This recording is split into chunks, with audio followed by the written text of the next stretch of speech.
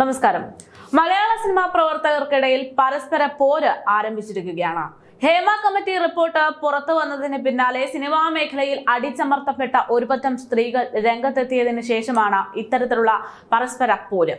ആരോപണങ്ങൾ ഉന്നയിക്കപ്പെട്ടതിന്റെ അടിസ്ഥാനത്തിൽ അമ്മ സെക്രട്ടറിയായ സിദ്ദിഖ് അമ്മ സെക്രട്ടറിയുടെ സ്ഥാനം ഒഴിഞ്ഞ തലയൂരാൻ ശ്രമം നടത്തി. ഈ സമയത്ത് അമ്മയുടെ സെക്രട്ടറി സ്ഥാനം നടൻ ബാബുരാജിന് നൽകിയിരുന്നു. എന്നാൽ നടൻ ബാബുരാജിന് ഈ സ്ഥാനം ലഭിച്ച മണിക്കൂറുകൾക്കുള്ളിൽ തന്നെ ബാബുരാജിനെതിരെയും പീഡന ആരോപണം ഉയർന്നു. ശേഷം ആദ്യം ഈ പീഡനാരോപണത്തിൽ നിന്ന് തലയൂരാൻ ശ്രമിച്ചുവെങ്കിൽ പോലും പിന്നീട് ബാബുരാജിനെ ഇത് വലിയ രീതിയിൽ പ്രതിസന്ധിയിലാക്കി. എന്തായാലും തനിക്ക് ചുമതല കിട്ടാതിരിക്കാൻ വേണ്ടി സിനിമാ മേഖലയിൽ നിന്ന് തന്നെ ആരോ തനിക്കെതിരെ കളിച്ച കളിയാണ് ഈ പീഡനാരോപണം എന്നൊക്കെയാണ് ബാബുരാജിന്റെ പ്രതികരണം. ഇതോടെ ആരോപണം ഉന്നയിച്ച സ്ത്രീ ലീഗലി പരാതി നൽകിയിരിക്കുകയാണ്. നടൻ ബാബുരാജിനെതിരെ പരാതി നൽകിയിരിക്കുകയാണ്. ഇതിനെതിരെയാണ് അപ്രതീക്ഷിതമായ പ്രതികരണവുമായി നടി ശ്വേതാ മേനോൻ രംഗത്തെത്തുന്നത്. ബാബുരാജിനെതിരെ ആരോപണം ഉയർന്ന സാഹചര്യത്തിൽ ബാബുരാജ് ആക്ടിംഗ് ജനറൽ സെക്രട്ടറി സ്ഥാനം ഒഴിയണമെന്നാണ് ശ്വേതാ മേനോൻ ആവശ്യപ്പെടുന്നത്. ആരോപണം വന്നാൽ സീനിയറും ജൂനിയറും മാറി നിൽക്കണമെന്നൊക്കെ തന്നെയാണ് ശ്വേതാ മേനോൻ പറയുന്നത്.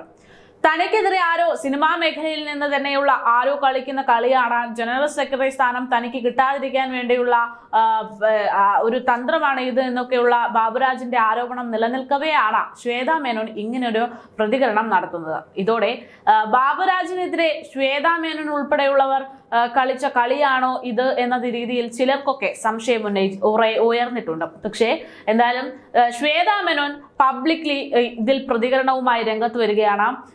ആരോപണം താൻ ജനറൽ സെക്രട്ടറി ആകുന്നത് തടയാനെന്ന ബാബുരാജിന്റെ വാദത്തെ തള്ളിക്കൊണ്ട് തന്നെയാണ് ശ്വേതാ മേനോൻ രംഗത്തേക്ക് എത്തിയിരിക്കുന്നത്.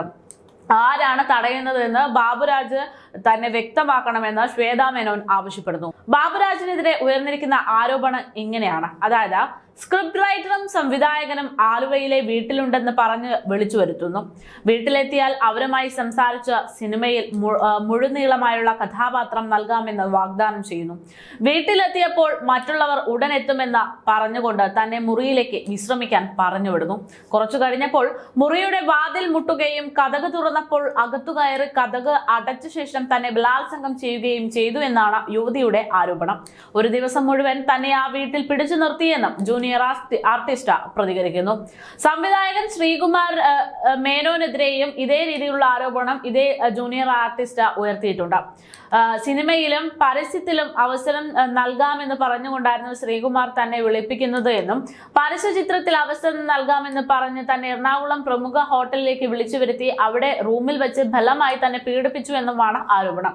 മോളെ എന്ന് വിളിച്ച വ്യക്തിയാണ് തന്നോട് ഇങ്ങനെ പെരുമാറിയതെന്നും പിന്നീടാണ് അവർ മോളെ എന്ന് വിളിച്ചതിന്റെ അർത്ഥം വേറെയാണ് എന്ന് മനസ്സിലായതെന്നൊക്കെ യുവതി പറയുന്നു. എന്തായാലും മലയാള സിനിമാ മേഖലയുടെ ഒരു ഗതി അത് വേറൊരു രീതിയിലേക്ക് തന്നെ പോയിക്കൊണ്ടിരിക്കുന്ന ഒരു സാഹചര്യമാണ് ഇപ്പോഴുള്ളത്. ഹേമ കമ്മിറ്റി പുറത്തുവിട്ടതിന് പിന്നാലെ ഇത് ഹേമ കമ്മിറ്റിയുടെ നാശമായുള്ള ഒരു റിപ്പോർട്ടാണ് എന്ന രീതിയിലുള്ള ഒരു പ്രതികരണമൊക്കെ വരുന്നുണ്ട്. കാരണം സിനിമാ മേഖലയിലെ നിരവധി ആളുകൾക്കെതിരെയാണ് പ്രതീക്ഷിക്കാതെ നിൽക്കുന്ന എത്രയോ മുഖ്യ നടന്മാർക്കെതിരെയൊക്കെയാണ് ആരോപണം ഉന്നയിക്കപ്പെട്ടിരിക്കുന്നത്. എന്തായാലും ഈ ഒരു സാഹചര്യത്തിൽ ഹേമ കമ്മിറ്റി റിപ്പോർട്ട് പുറത്തു വന്നതിന് പിന്നാലെ ആരോപണങ്ങൾ ശക്തമായി ഉയർന്നുകൊണ്ടിരിക്കുന്ന ഈ ഒരു സാഹചര്യത്തിൽ വീണ്ടും ഹേമ കമ്മിറ്റിയുടെ റിപ്പോർട്ട് പഠിക്കാൻ വേണ്ടി മറ്റൊരു സംഘത്തെ നിയമിച്ചിരിക്കുകയാണ് സംസ്ഥാന സർക്കാർ. അതിന്റെ ആദ്യ മീറ്റിംഗ് ഇന്ന് നടപ്പിലാക്കും എന്നൊക്കെയാണ് അറിയാൻ സാധിക്കുന്നത്. എന്തായാലും ഇതൊക്കെ ഇനി എവിടെ ചെന്ന് അവസാനിക്കും എന്നതൊക്കെ തന്നെ കാത്തിരുന്ന് കാണണം. മലയാള സിനിമയുടെ അടിവേരിളകുന്നു എന്ന് തന്നെയാണ് ഇപ്പോൾ ഹേമ കമ്മിറ്റി റിപ്പോർട്ടുമായി ബന്ധപ്പെട്ടുള്ള ഓരോ വാർത്തകളും ചൂണ്ടിക്കാട്ടുന്നത്. ഇനി എന്താകുമെന്നത് കാത്തിരുന്ന് മാത്രം കാണാൻ സാധിക്കുന്ന ഒന്നാണ്.